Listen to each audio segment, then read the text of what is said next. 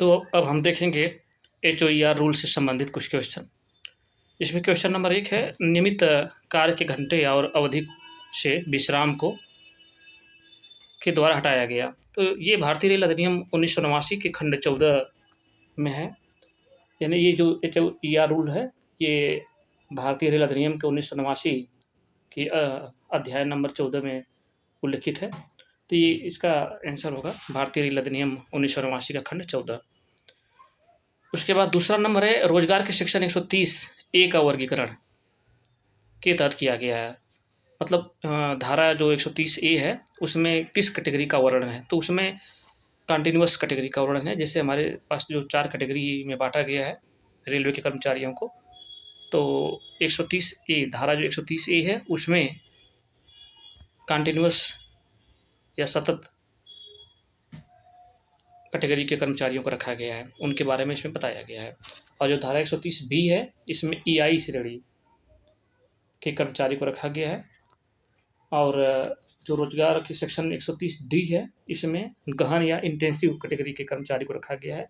और जो धारा 130C है उसमें एक्सक्लूडेड कर्मचारियों को रखा गया है। तो इस तरह से ये भी एग्जाम में आता है, इसलिए इसको भी याद रखने की ज़रूरत है। तो 130A में कंटिन्यूअस या निरंतर श्रेणी के कर्मचारी, सेक्शन 130B में EI, सेक्शन 130C में एक्सक्लूडेड, और सेक्शन 130D में गहन या इंटेंसिव कैटेगरी के कर्मचारी आते हैं। तो ये धारा भी याद रखें कि ये जो HOER रूल है इसमें जो 1961 का HOER रूल था उसमें कुल 130 से 135 तक धारा थी, और 136 जो है 2005 में ऐड की गई। तो इस तरह से कुल 130, 31, 32, 33, 34, 35, 36 7 सेक्शन है इसके अंतर्गत। उसके बाद क्वेश्चन नंबर 5, रेल सेवकों को समयोपरि भत्ता यानी ओवर टाइम दिया जाना हटाया गया। तो ये भी उसी भारतीय रेल अधिनियम 1989 का खंड 14 है। रेल सेवकों को दिए जाने वाला आवधिक विश्राम का वर्गीकरण, तो ये भी भारतीय रेल अधिनियम 1989 के खंड 14 में है।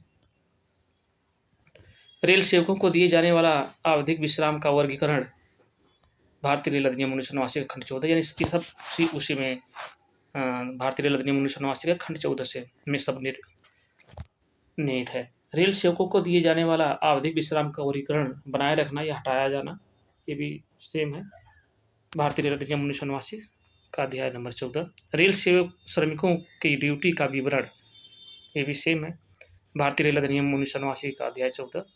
पूरी रात जैसा कि मैंने बताया आपको, रात 10 बजे से सुबह 6 बजे तक रेलवे के द्वारा माना जाता है। 10 मतलब 22 बजे से सुबह 6 बजे तक।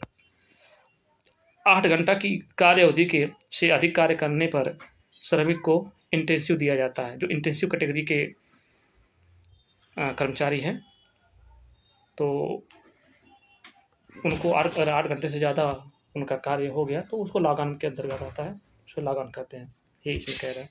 लगातार अधिक कार्य करने पर श्रमिक को दिए जाने वाला लॉग-ऑन का तात्पर्य किस ड्यूटी से है। तो लगातार अधिक कार्य का मतलब कि जो कंटिन्यूअस कैटेगरी वाले कर्मचारी हैं तो उनके लिए ये तो 10 घंटे से अधिक, अगर 10 घंटे से अधिक है तो लॉग-ऑन माना जाता है। और EI कर्मचारी, इनके लिए ये 12 घंटे से अधिक है तो उसको लॉग-ऑन माना जाता है। RCL का फुल फॉर्म, RCL मतलब ये क्षेत्रीय श्रम आयुक्त, RCL का फुल फॉर्म क्षेत्रीय श्रम आयुक्त।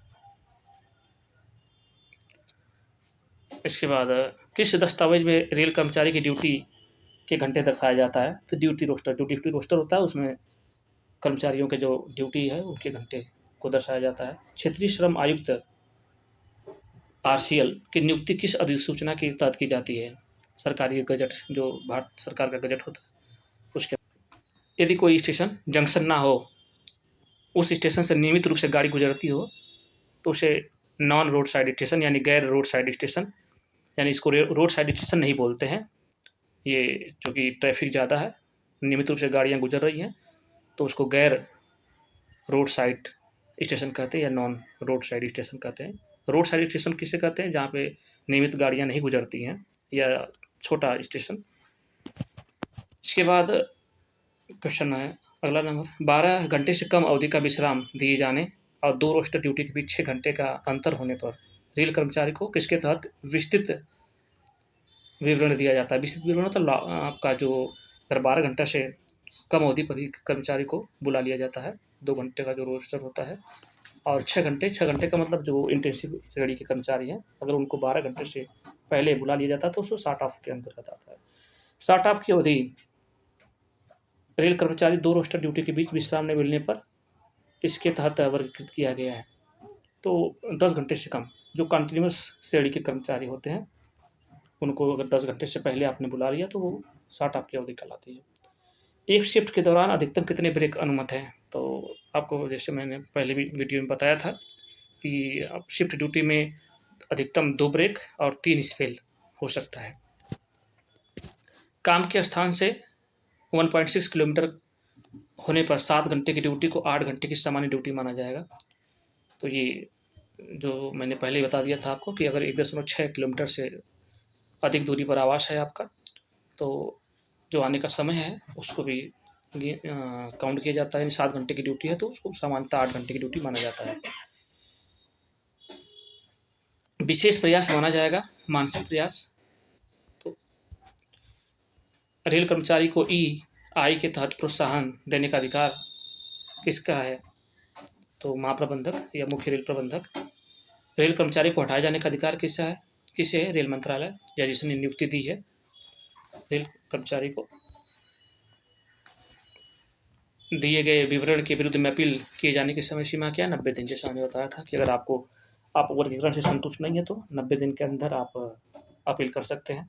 रेल कर्मचारी द्वारा दी गई शिकायतों को पर्यवेक्षक द्वारा किसे भेजा जाएगा? तो ये मुख्य श्रम आयुक्त को भेजा जाता है। रेल कर्मचारी को पर्यवेक्षक कौन घोषित करता है? श्रम मंत्रालय। यानी अगर किसी कर्मचारी को पर्यवेक्षक या सुपरवाइजर घोषित करना है तो श्रम मंत्रालय को उसकी एक कॉपी देनी पड़ती है। सभी रेल कर्मचारियों सहित अन्य, तो जितने कर्मचारी आपका इंटेंसिव और एक्सक्लूडेड और EI के अलावा जो होते हैं वो सब कंटिन्यूअस के अंतर्गत आते हैं। परिवार नियोजन के तहत कार्यरत स्वास्थ्य कर्मियों को किस प्रकार वर्गीकृत किया गया है? एक्सक्लूडेड जो कैटेगरी है उसके अंतर्गत आते हैं। रेल कर्मचारी का वर्गीकरण करने की पद्धति किस आधार पर पात्रता की तय की जाती है? तो कार्य की विवेचना के अनुसार कार्य का विश्लेषण किया जाता है, उसके आधार पर इनका निर्धारण किया जाता है।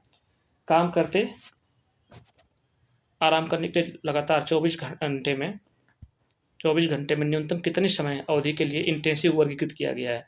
तो इंटेंसिव के लिए 6 घंटे से कम, अगर उनका 24 घंटे की ड्यूटी है तो उसमें कम से कम 6 घंटे का से भी कम उनको निष्क्रिय टाइम मिलता है तो उसको इंटेंसिव कैटेगरी के अंतर्गत रखा जाता है। यानी 24 घंटे के कार्य के दौरान 6 घंटे से कम की निष्क्रियता अवधि प्राप्त होती है इनको।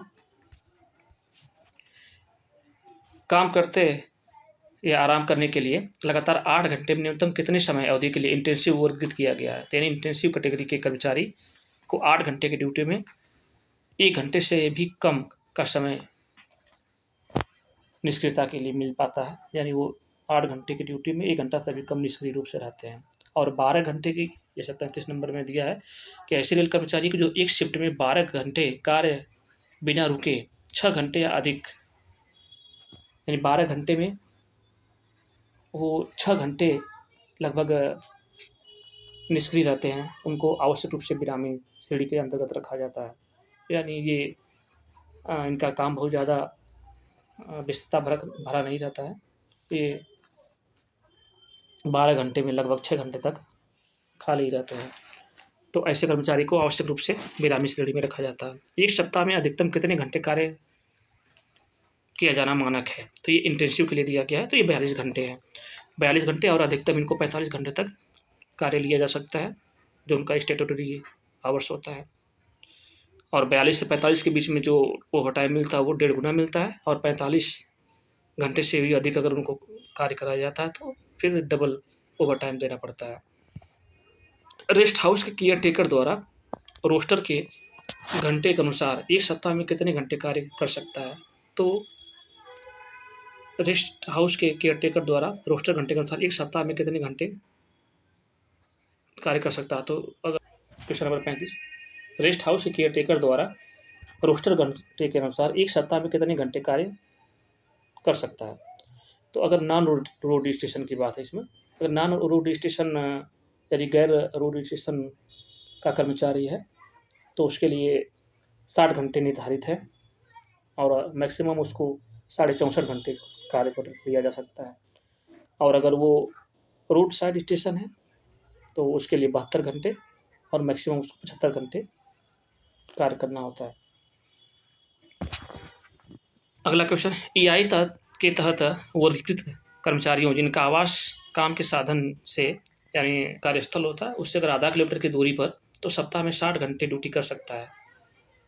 तो ये नॉन रोड स्टेशन के लिए है 60 घंटे, जैसा मैंने अभी ऊपर बताया कि ईआई श्रेणी के अंतर्गत जो कर्मचारी आते हैं अगर उनका आवास आधा किलोमीटर से दूर पर हो और वो नॉन रोड साइड स्टेशन पे हो तो 60 घंटे ड्यूटी करना पड़ता है। अगर वो रोड साइड स्टेशन है, रोड साइड मतलब छोटा स्टेशन है जहाँ ज़्यादा ट्रैफिक नहीं है, तो उसके लिए 72 घंटे कार्य करना पड़ता है। तो अगला नंबर है, रोड साइड स्टेशन पर कार्यरत ईआई के तहत रेल कर्मचारी जो रोड साइड स्टेशन मतलब छोटे स्टेशन है जिन्हें काम के साधन से आधा किलोमीटर की दूरी पर आवास उपलब्ध नहीं कराया गया है, अगर आधा किलोमीटर के अंदर उनका आवास उपलब्ध नहीं है तो भी उनको 60 घंटे कार्य करने के लिए मानक माना गया है। अगर आधा किलोमीटर के अंदर है तो फिर 72 घंटे और उसको मैक्सिमम 75 घंटे तक बढ़ाया जा सकता है। तो ये दो जो क्वेश्चन है 36 नंबर और 37 नंबर बहुत इंपॉर्टेंट है, इनकी भाषा को आप समझ करके अच्छे से इसको देख लीजिएगा। इसमें दोनों ईआई श्रेणी के कर्मचारियों के लिए है और पहला नंबर में कह रहा है कि जब आपका आवास कार्यस्थल से 5 किलोमीटर की दूरी पर हो यानी 5 किलोमीटर के अंदर हो और आपका स्टेशन नॉन रोड हो मतलब भीड़ भाड़ वाला स्टेशन है तो आपको 60 घंटे का मानक समय है। और अगर आपका छोटा स्टेशन है और आवास आधा किलोमीटर से दूर है, 0.5 किलोमीटर से दूर है, आधा किलोमीटर से दूर है और आपका स्टेशन रोड साइड स्टेशन है तो भी आपको 60 घंटे का मानक समय दिया गया है। रोड साइड स्टेशन पर कार्यरत ईआई तहत रेल कर्मचारी जिन्हें काम के स्थान से 0.5 किलोमीटर की दूरी पर आवास उपलब्ध कराया गया है उनका मानक कार्य घंटा, मतलब आपका रोड साइड स्टेशन भी है और आपको आवास भी आधा किलोमीटर के अंदर है तो आपको आपका मानक कार्य समय जो है 72 घंटे माना जाएगा। प्राथमिक और सुविधा के मामले में रेल कर्मचारी द्वारा सप्ताह में अधिकतम कार्य करने की अधिकतम सीमा क्या निर्धारित है? तो प्राथमिक और सुविधा, ये थोड़ा भाषा अलग हो गई है।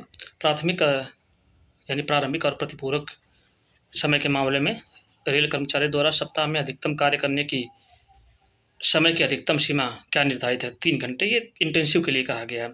इंटेंसिव और एजेंसियली जो इंटरमिटेंट कर्मचारी हैं उनके लिए 3 घंटे निर्धारित है ये। और प्राथमिक और प्रतिपूरक समय के मामले में रेल कर्मचारी द्वारा सप्ताह में अधिकतम कार्य करने की समय सीमा 6 घंटे। तो ये 6 घंटे किसके लिए? कंटिन्यूअस के लिए। कंटिन्यूअस श्रेणी के जो कर्मचारी है उनके लिए प्राथमिक और प्रारंभिक और प्रतिपूरक समय 6 घंटे साप्ताहिक निर्धारित है और इंटेंसिव और ईआई के लिए 3 घंटे और अगर 10 घंटे का ईआई के लिए अगर 10 घंटे का ड्यूटी रोस्टर है तो उसमें 4.5 घंटे का होता है और अगर 12 घंटे का है तो 3 घंटे के लिए। तो ये प्रतिपूरक समय का मैंने लिस्ट बनवा दिया है, आप पिछले वीडियो में देख सकते हैं सबके लिए। इंटेंसिव के लिए 3 घंटे का, कंटिन्यूअस के लिए 6 घंटे का और ईआई के लिए अगर उनका चूँकि 10 घंटे का या 12 घंटे का 2 ड्यूटी रोस्टर होता है तो 10 घंटे का अगर ड्यूटी रोस्टर है तो उसके लिए 4.5 घंटे का प्रारंभिक और प्रतिपूरक समय मिलता है और यदि 12 घंटे का ड्यूटी रोस्टर है तो 3 घंटे का। तो इस तरह से इसको हम देख लेंगे। ईआई के तहत वर्गीकृत रेल कर्मचारी प्रारंभिक और प्रतिपूरक समय का यानी काम पर बुलाए जाने पर कितने सप्ताह में अतिरिक्त 12 घंटे एक सप्ताह में बुला सकते हैं? तो वही बताया था मैंने 4.5 घंटा वो बताया। कार्य की प्राथमिक के आधार पर लिए जाने वाले समय या पूरक कार्य के लिए रनिंग स्टाफ के कर्मचारी को सप्ताह में 4 घंटे तक रोका जा सकता है, यानी कि ये 4 घंटे तक इनका प्रारंभिक और प्रतिपूरक समय माना जाता है, जो चार्ज लेने और चार्ज देने का समय होता है। रनिंग स्टाफ के लिए 4 घंटे, इंटेंसिव के लिए 3 घंटे, कंटिन्यूअस के लिए 6 घंटे और एआई के लिए आपका 4.5 घंटे, अगर वो 10 घंटे की शिफ्ट है और 12 घंटे की शिफ्ट है तो 3 घंटे। यदि समय से कार्य पूरा करना निर्धारित हो, संबंधित कर्मचारी को सतत 45 और 1 घंटे प्रतिदिन रोका जा सकता है। तो ये कंटिन्यूअस श्रेणी के लिए कहा गया है। कर्मचारी निरंतर श्रेणी के कर्मचारी के लिए 15 से 45 मिनट के बीच के समय को आधे घंटे का कार्य माना जाता है और 45 मिनट से 1 घंटे तक के कार्य को 1 घंटा माना जाता है, जैसा हमने पीरियड माना जाएगा। ऐसे स्टाफ जिसे सतत ओवरटाइम कराया जाता है, उनकी औसत गणना कैसे की जाती है? तो द्विसाप्ताहिक मतलब 14 दिन जो पाक्षिक अवधि होती है उसके ऊपर ओवरटाइम दिया जाता है। सतत काम के लिए रोके गए कर्मचारी के औसत ओवरटाइम की गणना द्विसाप्ताहिक की जाती है। तो गहन श्रेणी के जो कर्मचारी होते हैं, अगर उनका ओवरटाइम की गणना करना है तो वो 14 दिन यानी कि 2 सप्ताह का एवरेज निकाल कर किया जाता है। रेल कर्मचारी द्वारा अतिरिक्त कार्य का विवरण कहाँ दर्ज होता है? तो एक फॉर्म ए आता है, अतिरिक्त समय में किए गए कार्य का रजिस्टर होता है, उसमें ये दर्ज किया जाता है। याद रखेंगे इसको, फॉर्म ए। वर्गीकृत कर्मचारी द्वारा किए गए गहन कार्य के सप्ताह में आराम के लिए न्यूनतम 30 घंटे का समय निर्धारित है। तो जो इंटेंसिव कैटेगरी के कर्मचारी होते हैं उनके लिए 30 घंटे का विश्राम आवश्यक होता है। एआई श्रेणी के जो कर्मचारी होते हैं उनके लिए सप्ताह में आराम की अवधि जो होती है 24 घंटे, पूरी रात बिस्तर पर होना चाहिए। और अस्थायी मतलब कंटिन्यूअस है ये। कंटिन्यूअस और गहन दोनों के लिए ये वीकली रेस्ट की अवधि जो है 30 घंटे होती है। तो इंटेंसिव के लिए और कंटिन्यूअस के लिए 30 घंटे और एआई श्रेणी के लिए 24 घंटे का समय विश्राम अवधि का देना आवश्यक है। किसी भी रेल कर्मचारी को 12 घंटे आराम के पूर्व ड्यूटी पर नहीं बुलाया जा सकता। तो ये 12 घंटे किसके लिए है? तो गहन श्रेणी के कर्मचारी के लिए। अगर गहन श्रेणी के कर्मचारी 12 घंटे से पहले बुलाते हैं तो वो शार्ट ऑफ माना जाता है।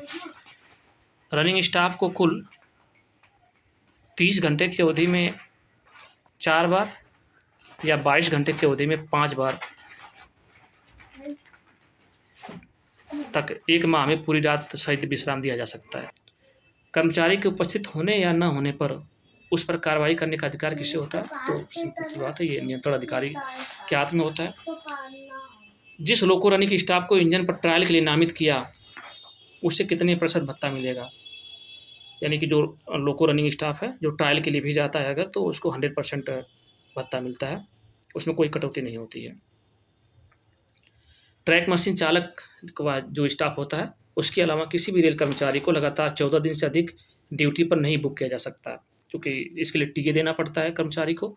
तो इसलिए अब चूँकि अब जैसा कि हम जानते हैं कि 14 दिन से अधिक का टीए नहीं भरा जाता है, अब कहीं 15 दिन का भी भरा जाता है।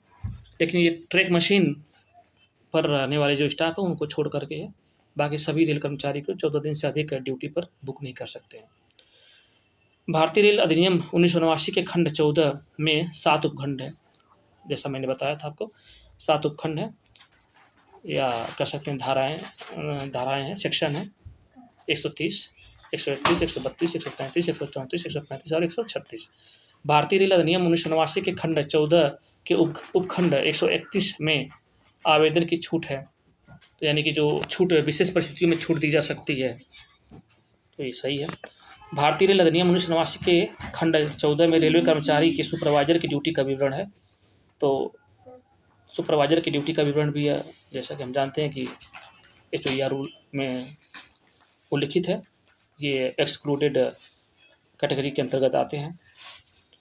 रेल कर्मचारी और एआई या गहन कार्यरत के लिए नियम बनाने और घोषित करने की शक्ति रेल अधिनियम के खंड 15 में है। 15 में नहीं है, हमको जैसा कि पता है कि रेल अधिनियम 1989 के खंड 14 में है, तो ये गलत है। रेल मंत्रालय द्वारा क्षेत्रीय श्रम आयुक्त की नियुक्ति की जाती है, गलत है, मंत्रालय द्वारा इसकी नियुक्ति की जाती है। जंक्शन न होते हुए भी ऐसे स्टेशन जहाँ से नियमित रूप से गाड़ियाँ गुजरती है वह रोड साइड स्टेशन कहलाता है, गलत है। जहाँ से नियमित रूप से गाड़ियाँ गुजरती हैं वो रोड साइड नहीं, गैर रोड साइड स्टेशन कहलाता है या नॉन रोड साइड स्टेशन कहलाता है। कार्य घंटे और विश्राम की अवधि की गणना नियम 2005 के तहत भारतीय रेल स्थापना अधिनियम के उपखंड 2 के नियम 1303 के अनुसार साधारण दर से की जाती है, सही है। ड्यूटी के दौरान अधिकतम 2 स्पेल अनुमत है, 3 स्पेल सही है। ब्रेक 2 होना चाहिए और स्पेल 3 होना चाहिए। रोस्टर बनाते समय लॉन्ग या शार्ट को टाला जाए, सही है, क्योंकि कर्मचारियों को लॉग ऑन है और शार्ट ऑफ से बचाया जाना आवश्यक है, जिससे कि उनकी कुशलता बनी रहे। तो जब भी रोस्टर बनाते हैं तो ये ध्यान रखा जाता है कि किसी भी कर्मचारी का लॉग ऑन या शार्ट ऑफ ना होने पाए।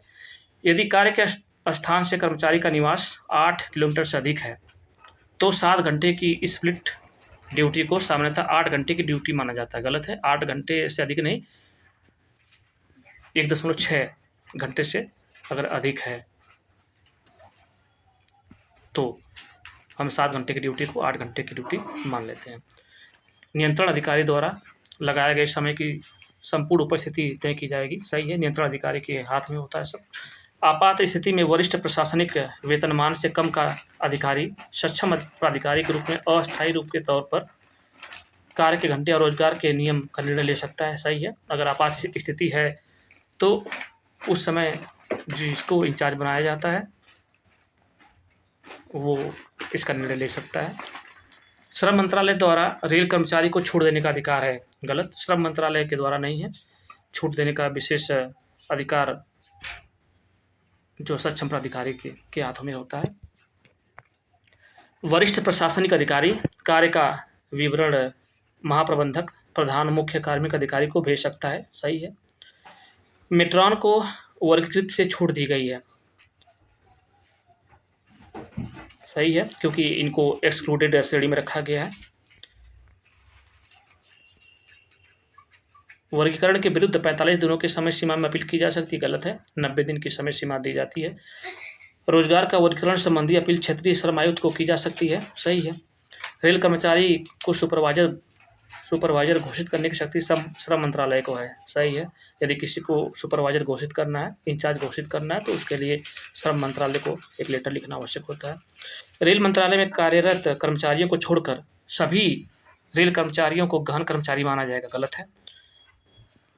अगर गहन में कर्मचारी है या फिर ईआई में है या एक्सक्लूडेड में, अगर एक्सक्लूडेड नहीं है, गहन नहीं है और ईआई नहीं है तो उसको कंटिन्यूअस श्रेणी में रखा जाता है। लगातार 8 घंटे तक कार्य करने के बाद 1 घंटे विश्राम की अवधि का गहन वर्गीकरण किया गया, यानी गहन श्रेणी के कर्मचारियों को 8 घंटे तक लगातार कार्य करने पर 1 घंटे का विश्राम मिलना चाहिए, यानी 1 घंटे से भी कम का समय उनको मिलता है तो वो गहन श्रेणी में रखते हैं। यदि उनको 8 घंटे की ड्यूटी के दौरान 1 घंटे से कम का निष्क्रियता अवधि प्राप्त होती है तो उसको गहन यानी इंटेंसिव श्रेणी में रखा जाता है, सही है। रेल कर्मचारी को ड्यूटी के दौरान एक शिफ्ट में 12 घंटे की ड्यूटी पर 6 घंटे से अधिक लगातार काम नहीं लिया जा सकता, तो सही, अगर 12 घंटे की ड्यूटी है तो 6 घंटे से अधिक लगातार काम नहीं ले सकते हैं, सही है। कार्य की अधिकतम होने पर ईआई में कार्यरत कर्मचारियों द्वारा, जो ईआई श्रेणी में आते हैं, 5 मिनट से कम समय के लिए किए गए कार्य पर ध्यान नहीं दिया जाता, सही है, इसको ड्यूटी में नहीं जोड़ा जाता है। अगर 5 मिनट आपने अधिक काम कर लिया तो उसको छोड़ सकते हैं, यानी रेलवे को दान दे सकते हैं। 1 सप्ताह के दौरान 48 घंटे की ड्यूटी को मानक माना गया है, तो सही है। अगर सप्ताह आपका 5 दिन का है तो उसमें 40 घंटे की ड्यूटी को मानक माना जाता है। केयरटेकर और रेस्ट हाउस के कर्मचारियों के लिए सप्ताह के दौरान 48 घंटे की ड्यूटी को मानक माना गया, गलत है। केयरटेकर और रेस्ट हाउस के कर्मचारी हैं तो उनके लिए 72 घंटे और अधिकतम 75 घंटे का मानक समय माना जाता है। सैलून सहायक के सप्ताह में 72 घंटे मानक कार्य घंटे, सही है। नॉन रोड स्टेशन जहाँ कार्य के स्थान से 0.5 यानी आधा किलोमीटर की दूरी पर कर्मचारी का आवास उपलब्ध कराया गया है और उसका स्टेशन नॉन रोड स्टेशन है, तो ऐसे ईआई में वर्गीकृत ऐसे रेल कर्मचारियों के कार्य के सप्ताह में 60 घंटे माने गए। सही। सारे स्टेशनों पर जहाँ कार्य के स्थान से आधा किलोमीटर की दूरी तक कर्मचारी को आवास उपलब्ध कराया गया है, ईआई में वर्गीकृत ऐसे रेल कर्मचारी के कार्य के सप्ताह 60 घंटे मानक है। गलत है। अगर रोड साइड स्टेशन है यानी छोटा स्टेशन है और आधा किलोमीटर की दूरी पर कर्मचारी को आवास उपलब्ध कराया गया तो उसका मानक समय जो है 72 घंटे माना गया है। रेल कर्मचारी के काम के समय का वर्गीकरण प्राथमिकता और सुविधा के आधार पर सप्ताह में 3 घंटे अतिरिक्त तय किया गया है, तो सही है। 3 घंटे आपका गहन के लिए भी 3 घंटे हैं और ईआई के लिए भी 3 घंटे हैं, जबकि कंटिन्यूअस के लिए 6 घंटे का समय मानक समय रखा गया है। रेल कर्मचारियों के काम के समय का वर्गीकरण प्राथमिकता और सुविधा के आधार पर सप्ताह में 3 घंटे अतिरिक्त तय किया गया है, तो ये सही है। इंटर्नशिप के लिए और ईआई के लिए 3 घंटे तय किया गया है। रेल कर्मचारियों और ईआई के कर्मचारी को बुलावे पर काम के समय का वर्गीकरण प्रारंभिक और प्रतिपूरक समय के आधार पर सप्ताह में 24 घंटे अतिरिक्त के अलावा 6 घंटे तय किया गया है, तो ईआई के लिए 3 घंटे है, 6 घंटे कंटिन्यूअस के लिए है, तो ये गलत है। रेल कर्मचारियों और ईआई के कर्मचारियों को बुलावे पर काम के समय का वर्गीकरण प्रारंभिक और प्रतिपूरक समय के आधार पर सप्ताह में 12 घंटे अतिरिक्त के अलावा 4.5 घंटे सप्ताह में तय किया गया है। सही है। ईआई के कर्मचारी अगर हैं तो अगर उनका 10 घंटे का ड्यूटी रोस्टर है तो 4.5 घंटा उनको बुलाया जा सकता है, यानी 4.5 घंटा उनका ड्यूटी माना जाएगा। प्राथमिक और सुविधा कार्य के मामले में प्राथमिक और सुविधा मतलब प्रारंभिक और प्रतिपूरक समय के मामले में गेटमैन सी जो है सप्ताह में अधिकतम 3 घंटे अतिरिक्त कार्य लिया जा सकता है। सही है, क्योंकि ये गेटमैन सी ईआई श्रेणी में आता है और ईआई श्रेणी के लिए 3 घंटे निर्धारित है। प्राथमिक और सुविधा कार्य मतलब प्रारंभिक और प्रतिपूरक समय के मामले में रनिंग स्टाफ के लिए 4 घंटा निर्धारित है, जैसा हमने पहले भी देखा है। प्रारंभिक और प्रतिपूरक कार्य के लिए 45 मिनट प्रतिदिन लगाए जाने पर कर्मचारियों का कार्य 1 घंटा माना जाएगा। सही है।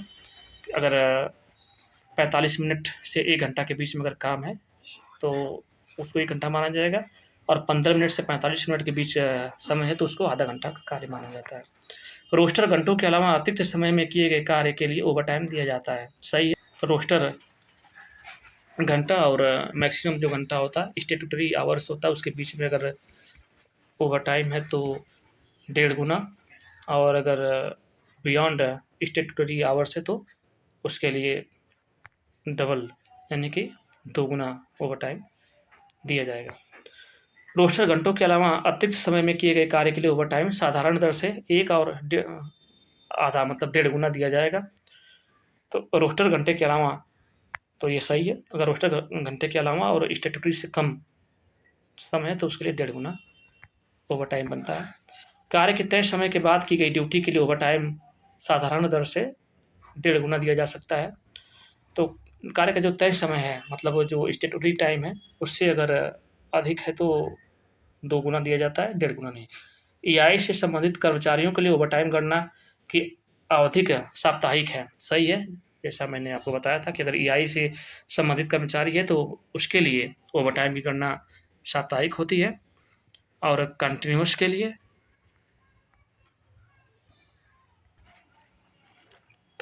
लिए और गहन के लिए 14 दिन का होता है। तो ये भी ज़रूर याद रखेंगे क्योंकि 14 दिन हमें याद रहता है। और ईआई जो होते हैं एजेंशियली इंटरमिटेंट कर्मचारी इनके लिए ओवरटाइम की गणना साप्ताहिक होती है। कंटिन्यूअस कर्मचारियों के लिए ओवरटाइम की गणना की अवधि साप्ताहिक है। गलत है। ये 14 दिन का होता है जैसा मैंने अभी बताया। अस्थाई ये हिंदी में थोड़ा अलग लिख दे रहा है। कंटिन्यूअस है इसका मतलब सतत कर्मचारी, इसके लिए ओवरटाइम की गणना साप्ताहिक होती है। ये गलत है। उसके लिए 14 दिन का होता है। किसी भी गहन मतलब इंटेंसिव वर्गीकृत रेल कर्मचारी को न्यूनतम 10 घंटे विश्राम के पहले ड्यूटी पर नहीं बुलाया जा सकता। गलत है। इनको 12 घंटे विश्राम के पहले बुलाने पर शार्ट ऑफ माना जाता है, इसलिए इनका 12 घंटे सही होगा। किसी भी अस्थाई मतलब कंटिन्यूअस सतत वर्गीकृत रेल कर्मचारी को न्यूनतम 10 घंटे विश्राम के पहले ड्यूटी पर नहीं बुलाया जा सकता, सही है। हमको जैसे पता है कि कंटिन्यूअस के लिए लॉग ऑन भी 10 घंटे होता है और शॉर्ट ऑफ भी 10 घंटे का होता है। तो इनको 10 घंटे से अगर पहले बुलाएँगे तो वो शॉर्ट ऑफ माना जाता है। और ईआई वर्गीकृत अगर रेल कर्मचारी है तो उसके लिए 10 घंटे का विश्राम अवधि ड्यूटी पर नहीं बुलाया जाएगा, गलत है। उसके लिए वो 12 घंटे का होता है। सॉरी, किसी भी ईआई वर्गीकृत रेल कर्मचारी को न्यूनतम 10 घंटे विश्राम के पहले ड्यूटी पर नहीं बुलाया जा सकता, गलत है। ईआई के लिए 8 घंटे का होता है, उनको 8 घंटे से पहले अगर बुलाएँगे तो उसको विश्राम भंग माना जाएगा। रनिंग स्टाफ कर्मचारी को एक माह में 5 बार 22 घंटे तक पूरी रात आराम दिया जा सकता है, सही है। रनिंग स्टाफ कर्मचारी को 1 माह के दौरान 5 बार कुल 22 घंटे तक पूरी रात आराम दिया जा सकता है, सही है। अब ये रिपीट हो गया। रनिंग स्टाफ कर्मचारी के लिए 1 माह के दौरान 4 बार कुल 30 घंटे या 5 बार 22 घंटे तक पूरी रात आराम दिया जा सकता है, सही है। अगर रनिंग स्टाफ के कर्मचारी को 1 माह के दौरान 4 बार कुल 30 घंटे या 5 बार कुल 22 घंटे तक पूरी रात आराम दिया जा सकता है, तो सही है। अगर उनको 30-30 घंटे का रेस्ट दे रहे हैं तो 4 बार दे सकते हैं और 22-22 घंटे का दे रहे हैं तो 5 बार आपको देना पड़ेगा। महंगाई भत्ता और डीए और स्व प्रतिपूर्ति भत्ता शामिल है, तो सही है। इसलिए ओवरटाइम का पैसा ज़्यादा हो जाता है और रेलवे इसको देना नहीं चाहती है। ईआई वर्गीकृत रेल कर्मचारी कार्य न होने पर आवश्यकता पड़ने पर कार्य के स्थान से जा सकते हैं, गलत है। ईआई वर्गीकृत कर्मचारी जो होता है इनके 12 घंटे में अधिकतर ये निष्क्रिय होते हैं, लेकिन ऐसा नहीं है कि ये कार्य छोड़ कर के जा सकते हैं, इनको वहाँ पे रहना पड़ेगा। स्प्लिट शिफ्ट में ब्रेक अवधि के दौरान रेल कर्मचारी कार्य के स्थान से हट सकते हैं, सही है। अगर स्प्लिट शिफ्ट है तो उसमें उनकी जो ड्यूटी होती है वो गुड़ों में होती है, तो उसमें कर्मचारी को आराम दिया जा सकता है। आवश्यकता पड़ने पर प्राथमिकता और सुविधा कार्य में लगे हुए कर्मचारियों को रोस्टर में शामिल किया जाना अनिवार्य है, तो सही है। और सुविधा कार्य के दौरान 15 मिनट तक किए गए कार्य को ड्यूटी माना जाएगा, ये गलत है। 15 मिनट तक किए गए कार्य को ड्यूटी नहीं माना जाता है। पदों के वर्गीकरण में बदलाव के लिए वित्तीय सहमति आवश्यक है, सही है। कार्यालय के लिपिक एक्सक्लूडेड में वर्गीकृत नहीं है, गलत है। जो कार्यालय के लिपिक होते हैं वो एक्सक्लूडेड में आते हैं। आरपीएफ के कर्मचारी पर कर्मचारी कार्य घंटे विनिमय लागू है, गलत है, ये अपवाद में आते हैं। अस्थायी कर्मचारियों पर कर्मचारी कार्य घंटे विनिमय लागू है। अस्थायी कर्मचारियों पर भी कार्य के घंटे और जो रूल हैं ये लागू है, सही है। रनिंग स्टाफ को अस्थायी वर्गीकृत किया गया है, अस्थायी मतलब कंटिन्यूअस, तो सही है। ऑपरेटिंग स्टाफ के लिए एलआर में 15% से 25% लागू है, गलत है। 2 ड्यूटियों के दौरान आधे घंटे से कम समय का अंतराल समय अनुमत है, तो गलत है। 2 ड्यूटी के दौरान आधे घंटे से कम का समय नहीं होना चाहिए। अस्थायी तौर पर ड्यूटी के लिए 3 सप्ताह के लिए ट्रैक मशीन यूनिट पर बुक किए गए कर्मचारियों की ड्यूटी को 3 वर्ष तक बढ़ाया जा सकता है, सही है। एचओईआर का पूरा नाम क्या है? Hours of employment regulation act. कार्यालय के नियम के अंतर्गत कार्यकाल के नियम के अंतर्गत कार्यालय अधीक्षक का वर्गीकरण 4 श्रेणी मतलब एक्सक्लूडेड में है ये, जो सुपरवाइजर होता है। एचओईआर वर्गीकरण के परिवर्तन की अनुमति प्रदान करने का अधिकार किसे है? प्रधान मुख्य कार्मिक अधिकारी को। गहन रोस्टर में दैनिक कार्य घंटे कितने होते हैं? साप्ताहिक विश्राम कितने समय का होता है? तो गहन रोस्टर के लिए साप्ताहिक जो साप्ताहिक विश्राम होता है वो 30 घंटे का और कार्य का घंटा 6 घंटे का होता है, जिसको हम मैक्सिमम 8 घंटे तक बढ़ा सकते हैं। उसके बाद उसको लॉग ऑन माना जाता है। अविरामी लगातार निरंतर श्रेणी में दैनिक कार्य घंटे कितने होते हैं? साप्ताहिक विश्राम कितने समय का होता है? तो अविरामी मतलब कंटिन्यूअस श्रेणी के लिए जो डेली लिमिट होती है वो 8 घंटे की होती है और साप्ताहिक विश्राम 30 घंटे का होता है। इसमें 9 घंटे लिखा वो गलत है। मेटन किस वर्गीकरण में आती है? वो दैनिक न्यूनतम विश्राम क्या होता है? तो ये एक्सक्लूडेड श्रेणी में आती है एवं दैनिक न्यूनतम विश्राम जो है 12 घंटे का मान सकते हैं। अविरामी यानी लगातार श्रेणी में साप्ताहिक कार्य घंटे का क्या है? तो साप्ताहिक इनका 54 घंटे होता है। अविरामी यानी कंटिन्यूअस श्रेणी के में साप्ताहिक कार्य के घंटा क्या होता है? तो ये जो साप्ताहिक कार्य घंटा है 54 घंटा, ये मैक्सिमम यानी स्टैट्यूटरी टाइम लिमिट है, इससे अधिक उनको नहीं कराया जा सकता। इसके इसमें जो रोस्टर लिमिट होती है वो 48 घंटे का होता है और मैक्सिमम 54 घंटे तक कार्य लिया जा सकता है। रनिंग स्टाफ के मामले में मुख्यालय से बाहर 5 घंटे से कम कार्य की अवधि में कितने घंटे का विश्राम देय बनता है? तो मुख्यालय से बाहर इनके लिए कार्य का घंटा और प्लस 1 घंटा एक्स्ट्रा। गैंगमैन हेतु साप्ताहिक विश्राम के घंटे कम से कम कितने होने चाहिए? और दैनिक विश्राम कितने घंटा होना चाहिए? तो गैंगमैन के लिए 14 घंटे होता है और 8 घंटे का उनका विश्राम टाइम होता है। रनिंग स्टाफ के मामले में ओटी की गणना हेतु कार्य समय कब से कब तक ध्यान में रखा जाता है? तो साइन ऑन से साइन ऑफ तक होता है। एक आवश्यक रूप से विरामी यानी ईआई कर्मचारी के लिए 1 सप्ताह से कम के घंटों को संवैधानिक सीमा क्या है? संवैधानिक सीमा मतलब स्टैट्यूटरी लिमिट क्या है? तो 75 घंटे, यानी 75 घंटे मैक्सिमम इनसे कार्य लिया जा सकता है। रात्रि में काम करने वाले पर्यवेक्षक, सहायक स्टेशन मास्टर रात्रि भत्ता पाने का अधिकारी होता है। हाँ, एचओईआर में 1969 में गठित ट्रिब्यूनल के अध्यक्ष कौन थे? वह किस राज्य के पूर्व मुख्य न्यायाधीश थे? तो ये थे श्री एन.एम. मियाँ भाई। और मुख्य न्यायाधीश जो थे ये गुजरात उच्च न्यायालय के पूर्व मुख्य न्यायाधीश थे। कार्य के घंटे किस कन्वेंशन में एडॉप्ट किए गए थे? वाशिंगटन सभा में। रेल कर्मचारियों के कार्य के घंटों को 4 श्रेणी में रखा गया है। कौन-कौन सा इसमें? गहन है, सतत है, अपवर्जित और आवश्यक रूप से अंतरायिक, यानी कि गहन मतलब इंटेंसिव, सतत मतलब कंटिन्यूअस, अपवर्जित इसे एक्सक्लूडेड कहते हैं और ईआई श्रेणी जो होती है वो आवश्यक रूप से अविरामी या अंतरायिक कहा जाता है। अस्थायी तौर पर विश्राम रद्द किए जाने पर कितनों दिनों में विश्राम स्वीकृत किया जा सकता है? तो गहन के लिए 14 दिन होता है, अन्य श्रेणियों के लिए 1 माह, यानी 1 माह के अंदर ये आपको सीआर मिल सकता है।